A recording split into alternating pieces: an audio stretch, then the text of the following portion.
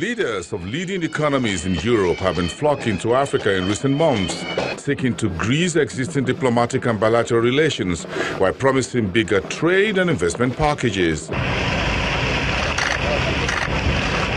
But over the past few days, two major investment forums focused on Africa have been held in Singapore and in China.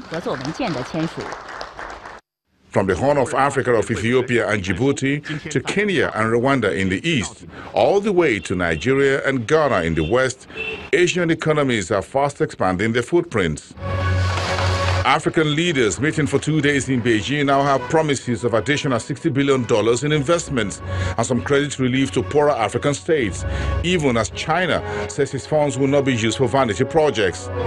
Africa has been receiving increasing funding support in various areas from China, much to the envy of the United States and Europe, the continent's traditional allies.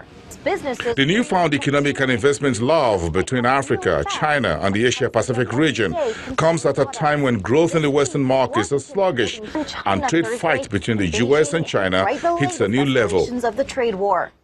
Africa is rich in mineral resource exports, which both China and the Western economy sorely needs.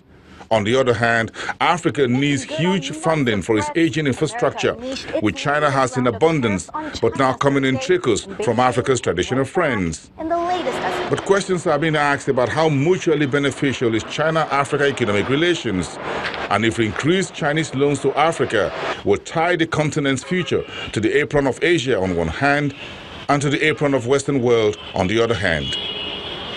Bosun Namofaye, Channels Television News.